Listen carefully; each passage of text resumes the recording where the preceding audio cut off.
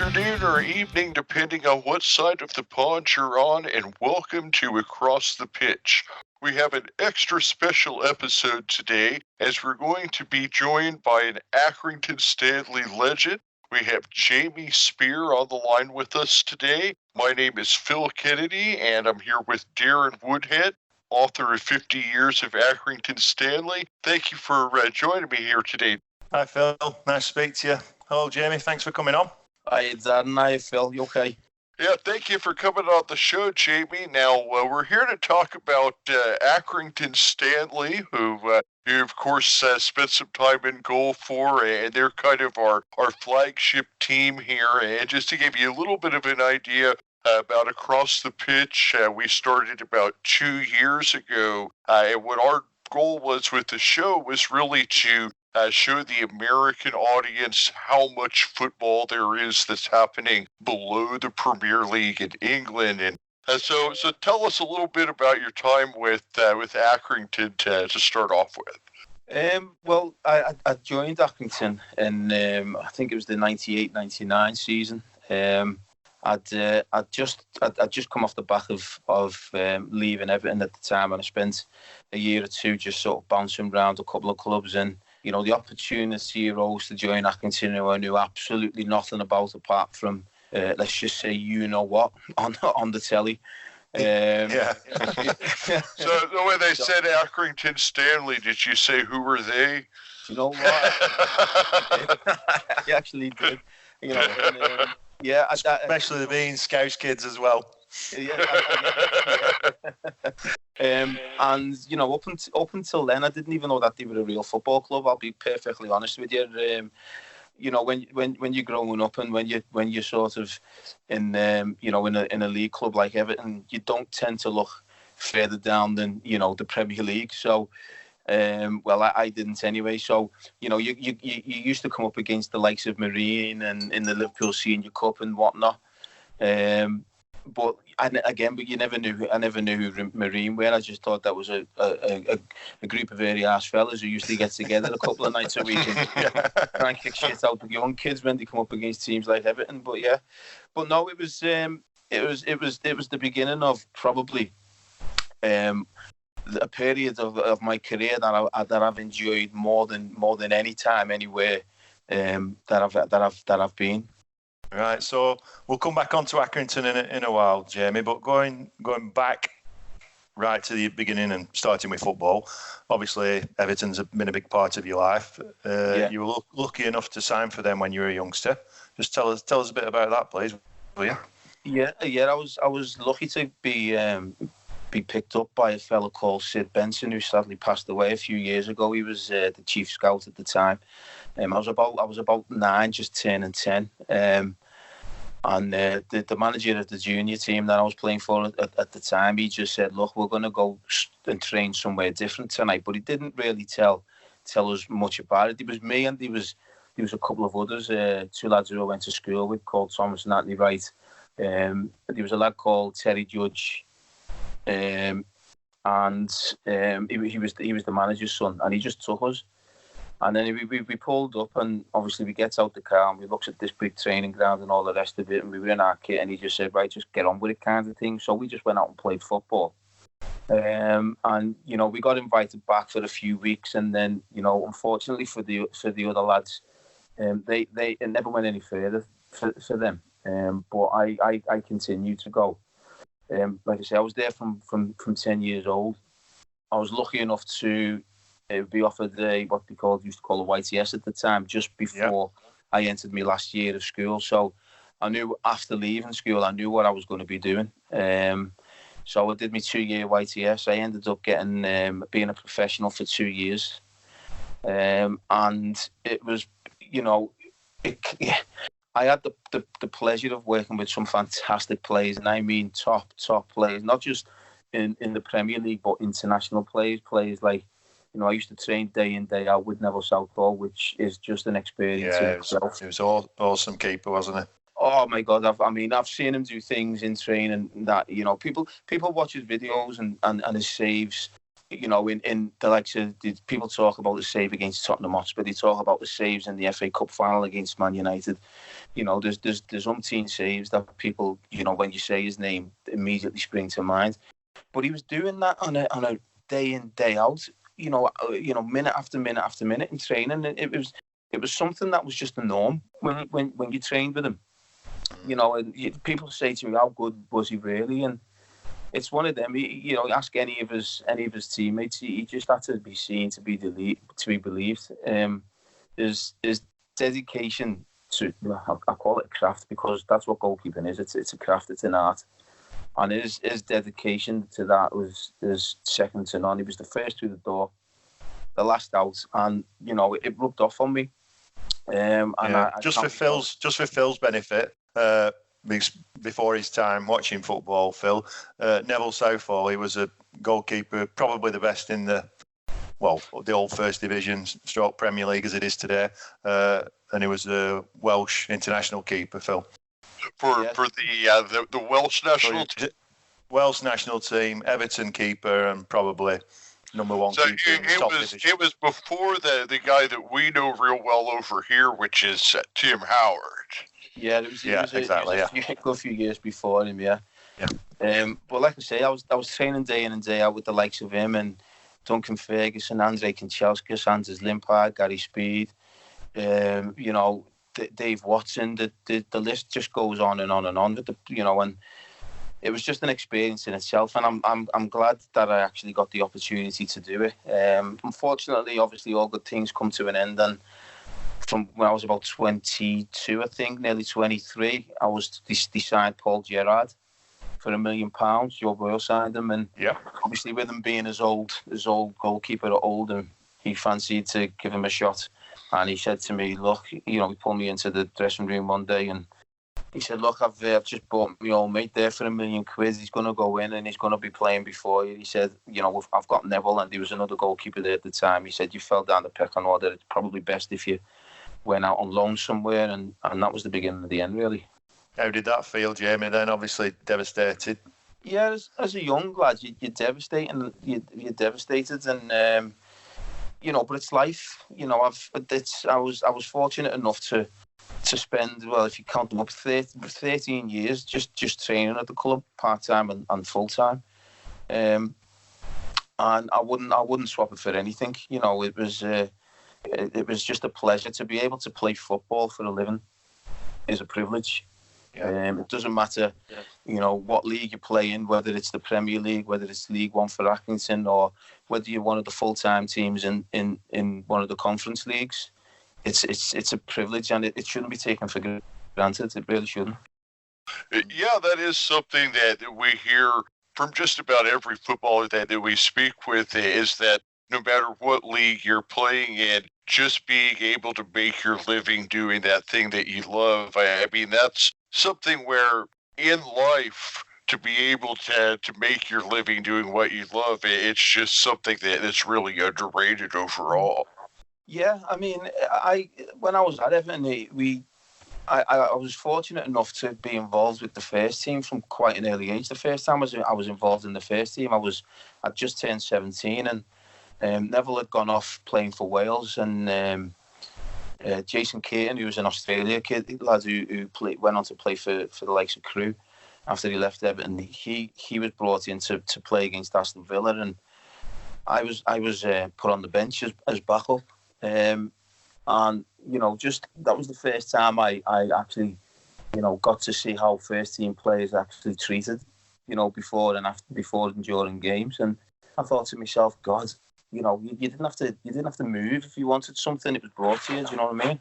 Yeah. And I remember thinking to myself, imagine having this day in, day out and getting looked after like this, before and after, during and after games. And yeah, it was an experience in itself. I think they're even more pampered now, though, aren't they?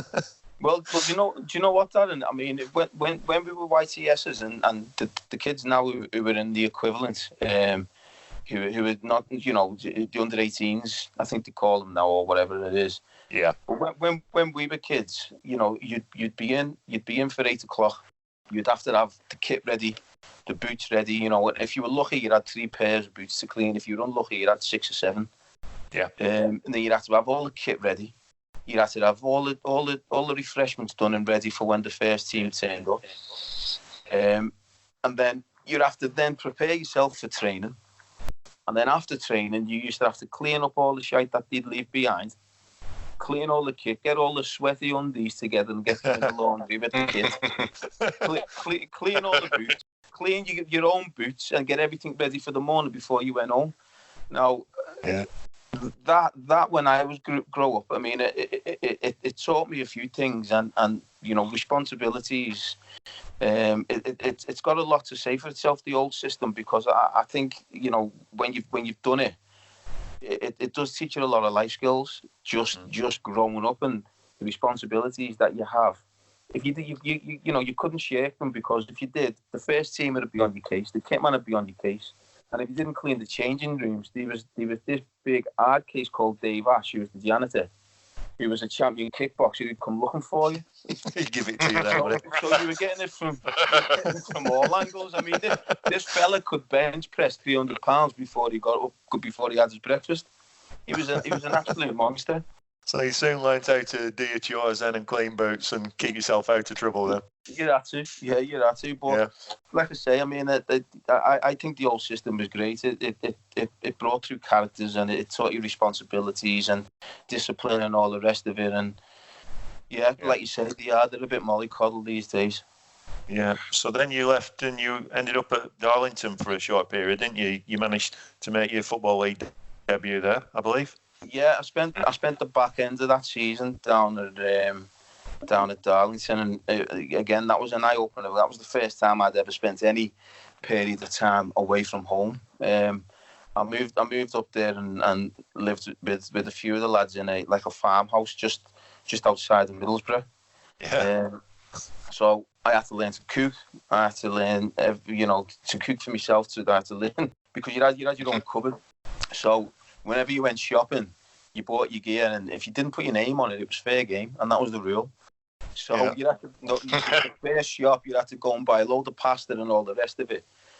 But if you didn't buy a big black marker to write your name on it, you were goosed. You'd have to wait until the next time the lads went to the supermarket before you could get a big black marker. Yeah, I think people overlook that when they look at footballers, don't they? When they think about transfers and moving around the country, some of these young lads, and they've never been away from home, and it's quite a big thing. Some of the guys at Accrington now, they're in the same boat, I think. Yeah. I mean, it's again, you're left to your own devices, so it's a responsibility thing, because you've got to make sure that not only you're prepared for training, but you're fit and healthy. So like I say, I had to learn to cook, but not just cook, but cook healthy stuff and stuff that weren't gonna kind of bloat me during training. Yeah. But yeah, it was an eye-opening experience. I think I played about 5 games there before the end of the season. My debut was against Hartlepool, which was lively. Local derby. Yeah. Local derby. Yeah. I think by the end of it, the Hartlepool fans, they didn't take no prisoners, and I reckon there must have been about £86.34 in 2p coins around the 18-yard box by the time the game had finished. Did you pick them up? I was getting peppered. I was getting absolutely peppered. So then after Darlington, that's when you travelled over to Ireland to play with the Sligo Rovers, right? Yeah, that's right, yeah. Was it a big change to go from England to Ireland? I bet that must have been an eye-opening experience in itself. Yeah, it was. I mean, in terms of it wasn't much different to being at Darlington, because we had a big house and there was a load of the lads living together and all the rest of it. The way they did things over there, it didn't suit me. I just couldn't get to grips with it over there. They used to train overnight, so between I think it was about 6:30 till 8:30 was the training. They used to train just outside the ground. There was a patch of land. I think it's changed now, to be fair, because I think they've upgraded the ground a little bit over the years. But there was a patch of land just to the side of the main pitch that we used to train on. Now, this patch of land that didn't have any light. So what they used to do is they used to put the floodlights on in the ground that were facing the pitch, and you used to get the arse end of them lights on the patch of grass at the side, and that's where you used to train. So it was like sort of, it was lit up by kind of third party lighting, if you get what I'm saying. But it used to be like train our six. It wasn't lit up like a Premier League stadium. It'd be more like going to your local park and whatever the street lights are on. Is what you have. Yeah, it was about, I reckon the local park was a better surface, to be honest, Phil, than what we trained on. But we used to train about 6:30 till 8:30. We used to go home, have something to eat, and then that was it. You'd hit the bars. You'd hit the bar, you'd go out, you'd get absolutely hammered until about 2:30, and then you'd sleep then until about 4 o'clock. You'd get up, have your breakfast, and then go training again, and that was it. It was just an absolute vicious cycle, and I couldn't get used to it, and it was one of them where I thought to myself, this isn't for me, this, and I ended up getting myself back home. Yeah. So then, I think, is that when you came to Accrington? I would imagine it is, isn't it?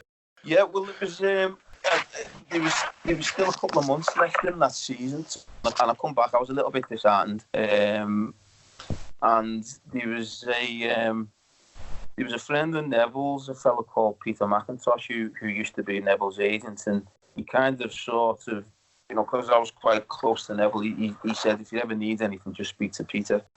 So I rang Peter and I said, look, do us a favour, see what you can do. I want to get back in the game. I mean, if you knew anybody who needed a goalkeeper. And a couple of weeks later, he phoned me and he asked me to meet him at his office, and I went down and I met Peter and I met Billy Rodaway, and he just made the introductions. Billy told me what he was looking for, and after a bit of and an and and a bit of homework and research, trying to find out who the hell Accrington actually were. I thought to myself, well, if it gets me another foot in the door somewhere, at least I'm playing. Let's see what happens. Yeah, get some games under your belt. So that first full season, though, didn't entirely go to plan for the club, did it? It's the only relegation we've ever had in 50 years, but you managed to end up as Player of the Year. So tell us about that, Jamie. Yeah. I mean, what can I say about that year? I mean, I still remember my first game. I think it was we played Colwyn Bay, and we lost 2-1, and it was a really, really weird game. We got absolutely battered. We got battered, and it was 1-1, and they scored a penalty with about 10 minutes to go. And I thought to myself, well, okay, let's just see what next week brings, and then I think we went on this crazy losing run. And before we knew it, we were bottom of the league, but I mean, rock bottom of the league. I think we'd scored about 20 goals in the first 35, 40 games or something like that. It was something stupid. So we weren't scoring, but when you look at that season and you look at Billy, there was a lad called Billy O'Callaghan. I was just going to mention Billy. Yeah. He got 30 goals, didn't he? I think he got 30 goals. Yeah, and when I think back, I'm thinking, that's was he incredible. Getting 2 for a header or something that season? Because I can't remember 30 goals going in that season. We just seemed to be getting beat game after game after game. But yeah, it was a strange one. I ended up with the Player of the Year award, which was nice. It's always great. We ended up with 2 managers that year as well. It was Billy. I think Billy left about halfway 3/4 of the way through, or Eric sacked him, one or the other. A fellow called Wayne Harrison came in. I think, was it Wayne Harrison? Yeah, Wayne Harrison. Yeah, Wayne Harrison. Yeah. But by the time Wayne came in, I think we'd needed snookers to get out of the relegation battle, to be honest. So he was on a bit of a hide and then I think he left after we went down. He left for a job at Blackpool, I think. He did, yeah. I think he's in the States now, doing some coaching, yeah. He is, yeah. He's apparently doing very, very well. He's written like a dozen books. He actually got in touch with me a few months back. He sent me a copy of a picture of a team photo of just after he took over. And there's some really familiar faces on there. I've got a copy of it here somewhere, actually. Funnily enough, I think I keep it in my undies drawer, Darren. Let me see if I can drag it out. Yeah, I've got it here somewhere. Yeah, there it is. Yeah, we'll have to get it on that memories page on Facebook. We can have a look. I'll have a look at it. Yeah. So you're getting a lot of new followers on that memories, aren't you, Darren? Yeah, it's never ending, really, isn't it? There's people coming on all the time. When we started it off, I thought there'd be about maybe 100 people at best. I think there's 1,500 people on that page now. It's incredible, really. It's taken off. Yeah, loads of ex-players and So then the suppose life-changing moment is when John and Jimmy came to the club following that relegation, isn't it? It changed your career, I suppose. Dan, let's get it right. It's changed the club as a whole. Yeah. Them coming in. I'm convinced if Eric hadn't made that appointment long ago, 20 years ago nearly, I don't think the club would have been where it is now. I'll be perfectly honest with you. Without a doubt. We'd still be in non-league. Say that again, sorry. I call it like AD and BC, except for BC is before Coleman, and so I consider that 99-2000 season to be like year one AD of Accrington Stanley almost. Yeah, well, you're probably right, to be honest, mate, because like I say, I mean, he totally came in and he totally revamped the team, revamped the club, and I remember actually playing against them the season before. I think we drew Ashton United in the cup, and I think it was the trophy. And they absolutely were better than us in every department, in every way possible, footballing wise, tactical wise. Desire to win a football game. They were just they were better than us, and you got to hold your hands up. And I remember looking, John. I think John scored 2 goals, and Jimmy scored 1. But both of them controlled the game from start to stop. Not just on the pitch, but I swear they controlled the referee. You would have swore they had the referee on remote control. Yeah. Because everything they fought for, and if they didn't go their way, they would have a moan, and they would have a moan until the next decision went their way. And I remember looking at them thinking, Jesus Christ, what is up with these two? What is up with them? But they were just winners. When they actually joined the club and you start working with them, you just realise that they're just winners. That's the end, be all and end all of it, is that they just want to win. Well, it's the same now, isn't it? I think I watch them because I sit quite close to the dugout, and that fourth official gets it every week. I often imagine the fourth officials drawing it out of a hat, thinking who's going to get Stanley this week, because they know they're going to get it. Yeah. And then when they get there, they draw it out again to see who's going touchline side and who's going far side. Yeah, I can believe that. So what were your first impressions when you actually went in the changing rooms with them? Because you were the only one who actually survived the cull, really. Billy O'Callaghan, I think he hung around for a few games, but 2 or 3 games, and then he was away. Everybody else just left the club, didn't they? They did, but there was. I don't know whether you remember Paul Tomlinson. Do you remember Tomo? Yeah, it was a fullback, wasn't it? Yeah. Well, yes, centre half he played. Centre half, did he? Yeah, he actually Coley kept Tomo and myself. Tomo started that following season, but it was quite obvious what Coley's. I mean, I think Tomo knew Coley from the days at Morecambe. Yeah. And I always remember ringing Tomo, or Tomo ringing me, and he says to me, "Have you seen who's got the job?" Because we were still kind of part of it, but we thought we were still part of the club going forward into that season. And I said, "No, who?" And he said, John and Jimmy. And I was like, "John and Jimmy, you?" He said, "John Coleman." And I was like, "Sorry, mate." He said, "Remember the Ashton game?" And I went, "Oh, yeah." Well, the lad who played up front and his mate, and I was like, right, okay. Oh, no. Yeah. So yeah, Tomo actually, he kept Tomo on, and and luckily for myself, he decided to stick by me, even though I'd conceded close to 100 goals the season before. It was onwards and upwards. I mean, we spoke to Jay last week about that promotion-winning season, the first season. It was unbelievable, really, wasn't it? That run you got on at the end, and Radcliffe Borough, and the final games, and everyone on the pitch. It was unbelievable stuff, really, wasn't it?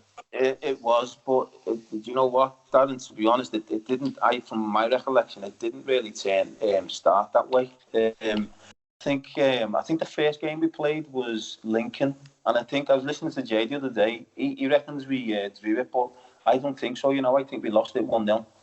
If my recollection is right. I'd have to check. I can't remember offhand, but I know it didn't go well at the beginning of the season. No, it didn't. We lost a few. Won a couple, then lost a few more. So it didn't really start the way that we were hoping. And I think it was because he brought that many players in at the time. I mean, obviously he brought in Jay. There was Mark Brennan. He brought in Stevie Hollis, John Doolan. There was obviously Jimmy and Coley were still playing themselves. You had the likes of Stephen Carragher, Brett Baxter. Liam Watson came along later, didn't he? Who's that? Sorry. Liam Watson came on later, didn't he? Yeah. He brought Liam Watson, and Mark Chiarello. Yeah. It was like I say, Gary Williams, I think, signed that year as well. Russell Payne, Mark Shirley. I mean, I could go on. A good side, wasn't it? Again, I was, from what Jay was saying, I don't think he'd done Mark Shirley and Russell Payne justice the other day when he was talking, because I've never seen two wingers run with the ball and just bamboozle defenders as much as they did that season. Yeah, they're incredible, really. I mean, they just hugged out each the touchline, didn't they? And split teams apart, really, didn't they? They were just amazing. And you know what? John just used to hang around the goal. I used to try and get it as wide as possible, or the lads used to get it as wide as possible to Russell and Shapes. And then you just used to sit back because you knew what was happening. They'd go past 2 or 3, whip it in, and Coley would head it in. Yeah. Or Jimmy would get a sweaty or something off in the back post. Yeah. And it was they were just a joy to watch. But I've got to say, that whole squad that year were a joy to play with, because, like I say, it started off shaky, but then Coley instilled that never say die attitude in every one of us, and I think we went 22 games then unbeaten, and like you say, it ended with the last game of Farsley Celtic. But it was funny because I remember I started, because it was coming to the winter, I started to wear this sort of Umbro top underneath my goalie top, and that's when we started winning. So I had to wear this Umbro top every game, and I think I wore it. In fact, I know I wore it for every game. But do you know the way your superstitions start kicking in? Yeah. So I stopped shaving as well. So yeah. I always remember looking at pictures of back in the day there when we won the league, and I've got this stupid pointy beard, and I'm thinking to myself, no way, but I would not shave that beard for love nor money. But this Umbro top, I remember having it on in the last game against Farsley, and it must have been about 100 degrees that day. Oh, it was red hot, wasn't it? And I was absolutely sweating my tits off that day. And would I take it off? No, because I thought, if I take this top off now on this day, knowing that nothing but a win was going to do, and we don't win, it would be my fault. And I remember we scored, and then we scored the second one, and I celebrated that hard when we scored that second goal. I nearly fainted because the temperature in me must have rose to about, I must have been about 90 degrees. Have you still got it? Have you still got that shirt? Do you know what? My mum's got it. My mum's got all my old football shirts and all my old nice stuff. My mum's got it in a loft. Yeah, she keeps threatening to bring it down and dump it in ours, but I don't think she'll. I think she wants it more than I do, to be honest. Yeah. Darren, I actually had a quick question that I wanted to ask you that kind of came to me while we were talking about all of this. Is for you, as someone who has followed Stanley your whole life, when John and Jimmy came in, how long was it before you and the other kind of hardcore followers, if you will, realize that there's something a little different about these guys? Was it like right away you knew that, okay, these No. are our guys, or how long did No, that? it was towards the end of the season, I think. I mean the last probably 10 games. Before then, I thought we were doing okay, but we'd had so many managers in the previous few years, and some of them had done okay. A guy called Tony Greenwood and Stan Allen. They'd had some decent finishes. They'd finished around, not exactly top of the league in the Northern Premier League, which was the league above. So we had done okay, but it was the momentum. It's difficult to explain really just how it just kept going, building and building. I just think with about 6-8 games to go, that's when everybody really got bought into it. The crowd started coming back, getting big gates. It was just excitement and momentum, really. I don't know how you feel, Jamie. Do you know what? I think we played some good stuff. Let's get it right. Like I said before, Ashton were a good team that year before when we went down. They beat us convincingly. They had some really good players, and John and Jimmy being John and Jimmy, handpicked the ones that they felt would do well, and he nailed it, and he brought them in, and I think we were winning games.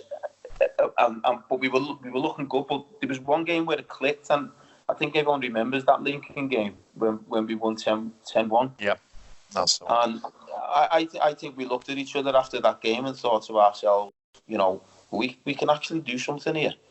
Yeah. There was there's another game that stands out that season, and I think we were playing Bearsco at home in midweek, and I think we were 2-0 down at half time. Yeah.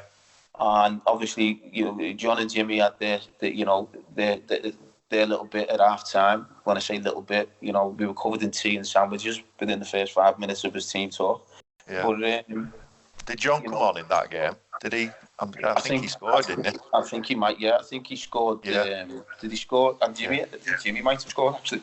But we ended up winning that game 4-2. Now, yeah, I remember it. Even if we'd have drew that game, we wouldn't have gone up that year because Bearsco would have had a point on us. Yeah, and that would have been enough to take them up. But as it was, we beat them.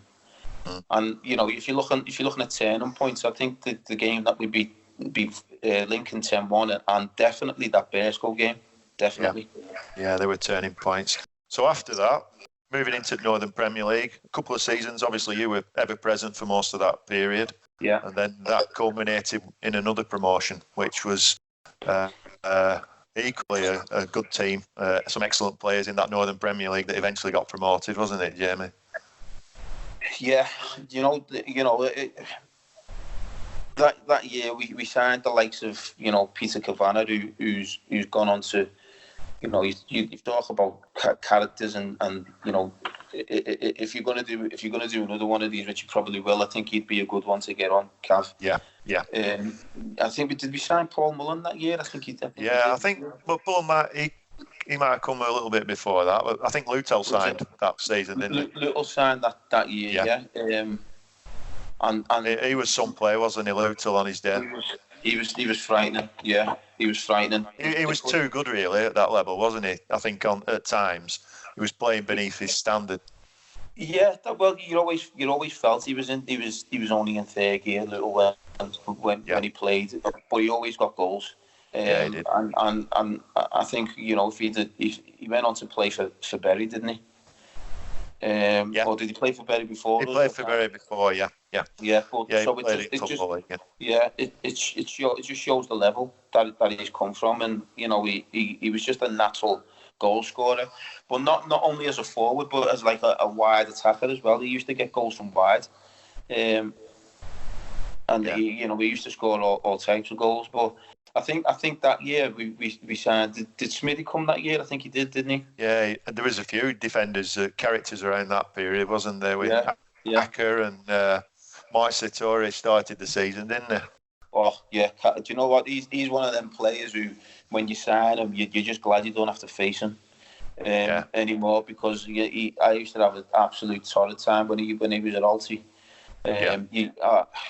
you know, you've got one eye out for Carlo all the time when you're trying to, you know, in corners and free kicks and stuff like that, because that man was an absolute mountain, and he was a fantastic defender.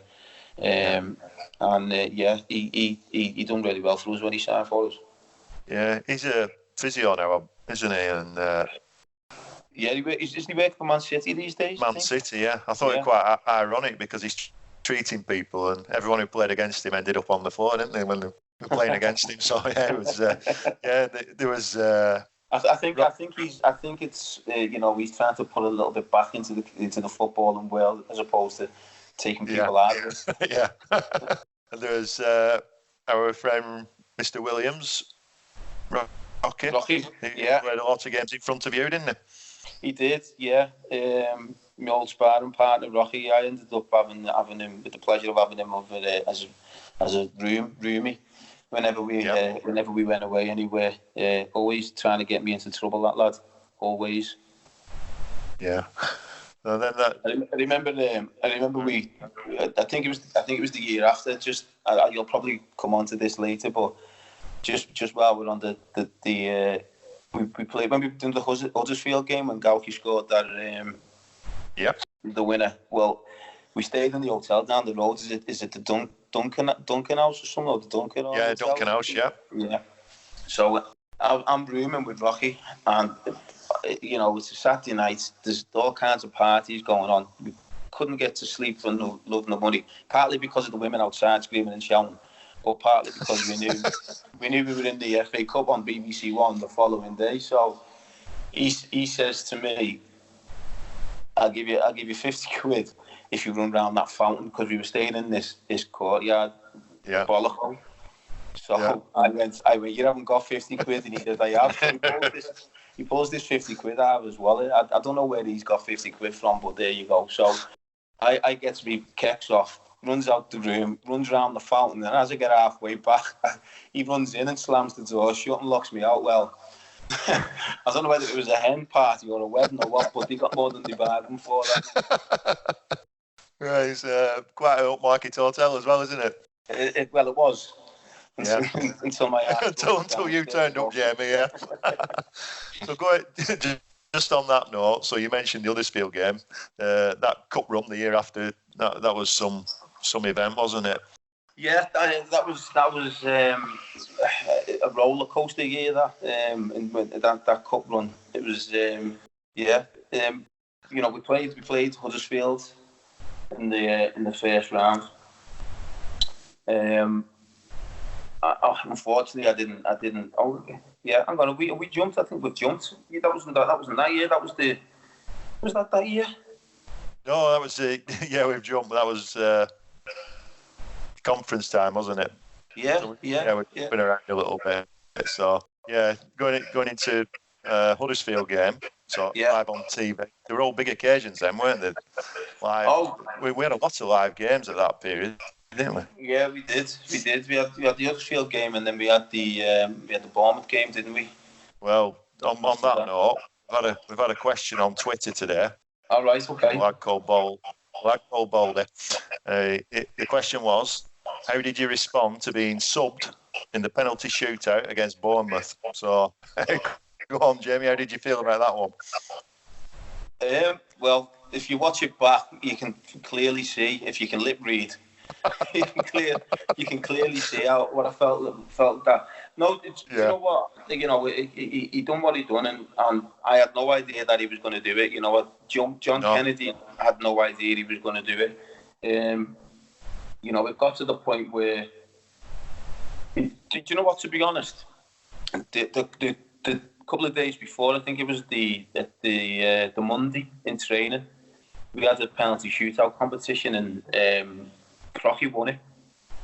But I can't remember me or John saving 5 out of the 20 that were taken against us. I'll be honest with you, they either missed the target in training, or like I say, it was probably one of the 5 that we saved. So, you know, Coley had it in his mind that if it got to that stage, that's what he was going to do, and he did. Obviously, you can see I weren't happy about it, but then you can see Cookie sort of having a word with him here. Just for Phil's benefit, we were playing Bournemouth, Phil, in the FA Cup second round. We were non-league. Bournemouth Football League.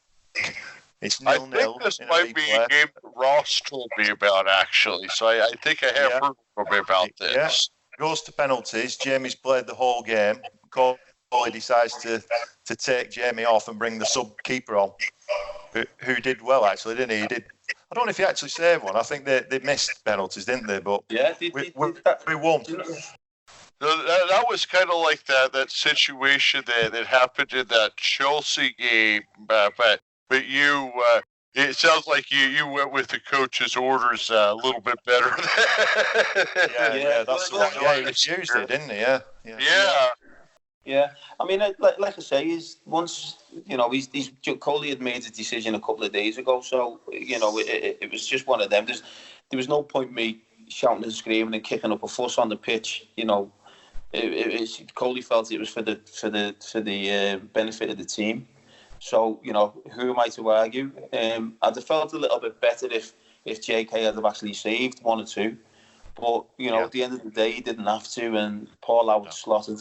Yeah, it was a great night. That was a cold night as well, that wasn't it? You're on about hot nights. I think that's the coldest I've ever been at a football match that night. It was unreal. It was freezing. The game was lucky to actually be played, to be honest. It was. There was frost on the pitch, wasn't there? Yeah, but I don't think Bournemouth would have been too happy if they'd called that off then and just before the game, having travelled all that way. Yeah. So it's shortly after that the club became full time then, and that's when you part company, really, isn't it, Jamie? Yeah, it was just one of them unfortunate things, really, where obviously not unfortunate for the club, because it's now when you look back, it's probably the best decision that they've made to go full time. But the decision was made. I remember Coley, Jimmy, and Cookie was there, and they were pulling the lads in one by one, and they were making the offers for the following season, and he did make me an offer. And I'm not going to sit there and lie and say that he didn't make me an offer. He did, but at that time, I was a young lad who just bought his first house, and I had a young son. Who, when I say young, he was if he was born, he must have been just weeks old. Yeah. And the offer that was put to me it financially just wasn't good enough. I remember. So you were working and playing part time at that point, and that would have meant just going full time and backing your job in. And is that right? That's right. Yeah, that's right. But like I say, financially, it just didn't add up for me. I had a few commitments that I had to obviously stick to. One being having to pay for the house and my son, and there was one part of me who really wanted to go for it and take a chance. But there was always that voice at the back of my mind saying, "You can't do it. You're mad. What are you doing?" And it was mainly the wife really saying, Well, that's how it works. Yeah. So, I know I made the right decision at the time, because I said, I had commitments, but it didn't feel like it. I didn't want to leave. I didn't want to go anywhere. I wanted to stay part of that club, because let's get it right. It's I've like I said to you before, I've played the most enjoyable years in football playing for Accrington, and I've met some fantastic characters in the shape of the directors. Eric, God rest his soul. John Domain again, rest in peace. And the likes of Frank Martindale. Jack, is it Jack? What's old Jack's second name? Barrett. Jack Barrett. Do you know what? Absolute legend. Yeah. Absolute legend, that fella. Yeah. I mean, I didn't, Eric, from the minute I joined that club, Eric looked after me. When I signed, he knew that I was struggling for transport to get up there, and he gave me a car. He gave me one of his EW cartons that was assigned to the company. Oh, yeah. He actually gave me a Mondeo to get up and down the motorway. Not a lot of people know that, and I've not told a lot of people, but that's the kind of thing that he actually did for me. And that was Eric. That was Eric to a T. But I've got to laugh, because I say to him when I left, he said to me, I'll gladly give you a testimonial, which I did. I got it, and he was true to his word. Until it came to the end when he come with the money and he tried to knock 300 off the gate. Just saved himself £2. I have many experiences with Eric myself with my books. Trying to get paid for him was an experience. So but he was a good guy. Yeah. So do you know what? Sorry. No, I was just going to say he's people talk about non-league characters, and he would definitely be top of the list for me. Oh yeah. So you went on to play for another couple of clubs after Stanley, Jamie. Lancaster, Southport, is that right? Not sure if with any other clubs. Oh yeah, there was a few. Went to Lancaster. I enjoyed it at Lancaster. It was. I enjoyed the football there. We had a decent team. While I was there, I had an offer off Liam Watson, who was the manager. He wanted to take me there to Southport to fight for the jersey with Steve Dickinson. When I look back on that decision now, I probably moved because they were in a higher league at the time. But when I look back at it, maybe I should have stayed and just seen out my time at Lancaster, because when I moved to Southport, I didn't play a great deal. Dicko was a fantastic goalkeeper, and he kept me out the team for large parts of that season. And when I look back at it now, that probably was a bit hasty in moving. But again, you make these decisions, don't you? And you have to live with it. Yeah, so a career unfolds, I suppose. You can always look back, can't you? Yeah. Ups and downs. Yeah, definitely. So then I left Southport at the end of my second season there, and I made the even worse decision of going to sign for Barrow. What can I say? That was possibly the worst 9 months of my career. Right. Don't talk about playing for Stanley being the best part. That was the darkest time. In what way?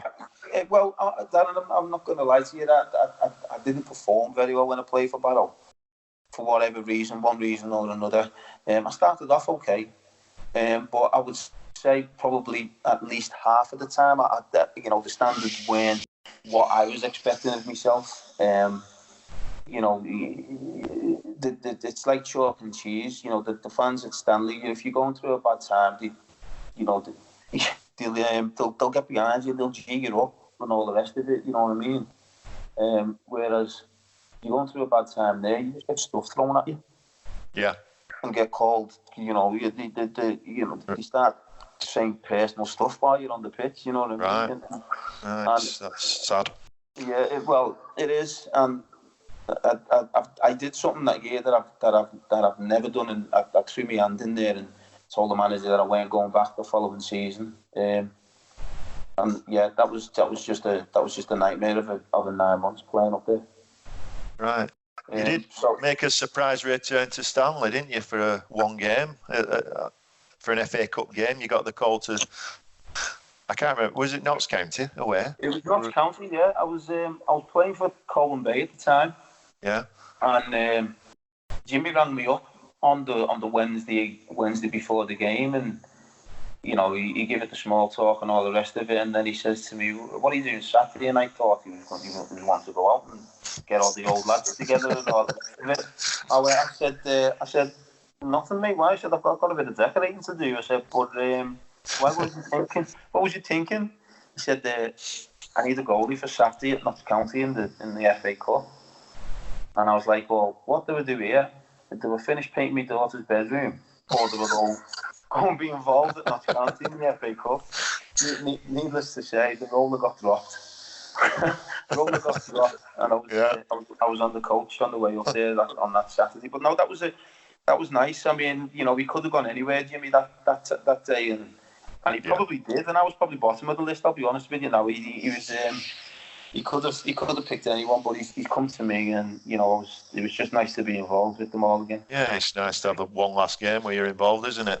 Yeah, definitely. It was a nice send off from the crowd, and now one thing that I did want to ask you about, because this is something that we talk about on the show quite a bit. is how much the goalkeeper position itself has evolved over the past 20 years, where you have the sweeper keepers and things like that. And I just wonder what your thoughts are on how the goalkeeper position has evolved from when you played until now.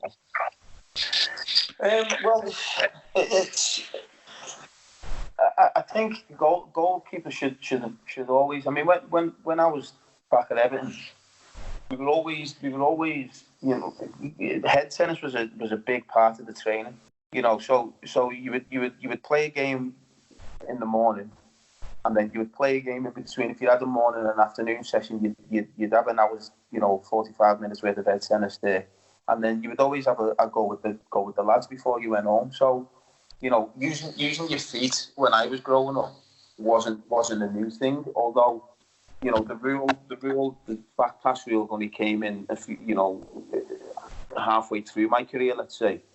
I kind of got used to it quite quick. Now, it has evolved in the way that the goalkeeper these days is acting like a deeper line centre half than an actual goalkeeper when the team's in possession.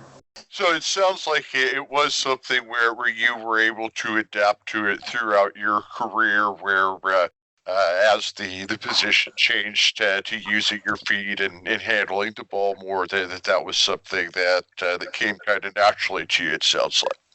Yeah. Like I say, we were always encouraged to join in the possession. We were always encouraged to join in the head tennis. So, it was always something that was put into me as from an early age. But it's one of them where you're now almost asked to play as a deep line centre half when your team's in possession, and to make angles to receive the pass, and you are an integral part of. Because if you get the likes of Edison who can spray a ball 70 yards onto toenails. And start off counter-attacks, it's worth its weight in gold.